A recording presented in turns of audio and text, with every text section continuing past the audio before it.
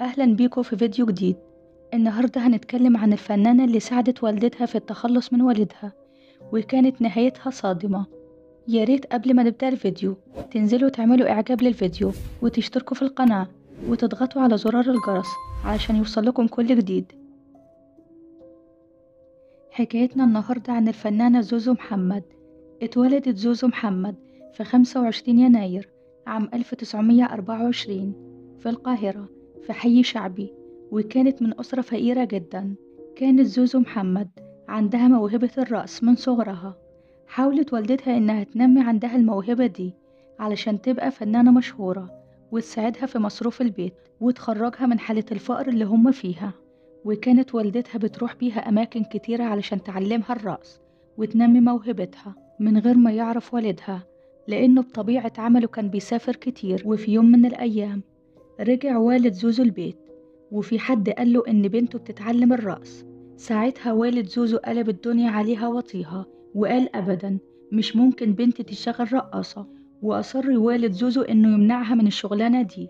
حست والدة زوزو ساعتها إن جوزها هيقف في طريق شهرة بنتها، فقررت إنها تتأجر شخص علشان يقتل جوزها، وده حصل بمشاركة ومعرفة زوزو.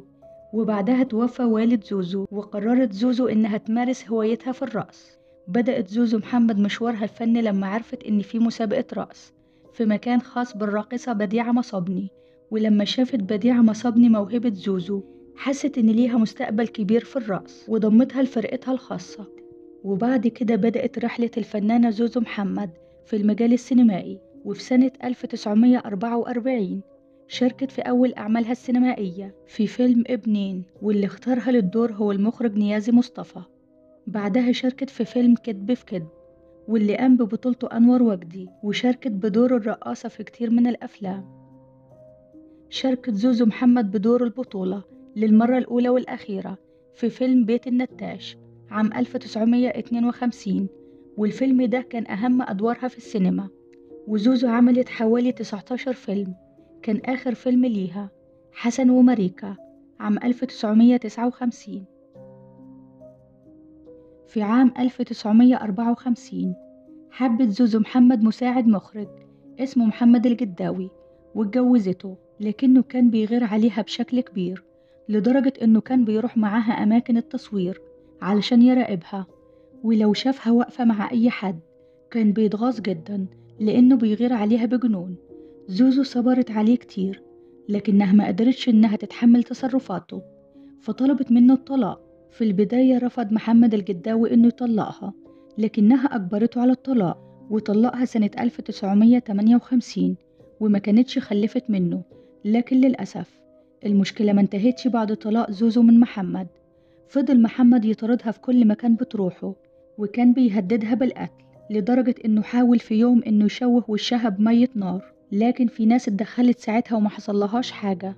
بعدها بفترة زوزو جالها فرصة عمل في الأردن، فقررت إنها تسافر علشان تبعد عن مصر وعن طليقها اللي بيطاردها في كل مكان. فضلت زوزو في الأردن لمدة 2 سنين وأصبحت من أشهر الراقصات في الأردن والدول العربية.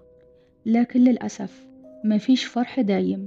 في يوم من الأيام كانت زوزو في أحد الكازينوهات، فقرر طليقها محمد الجداوي إنه يروح لها ويقتلها، وأطلق عليها الرصاص وهرب.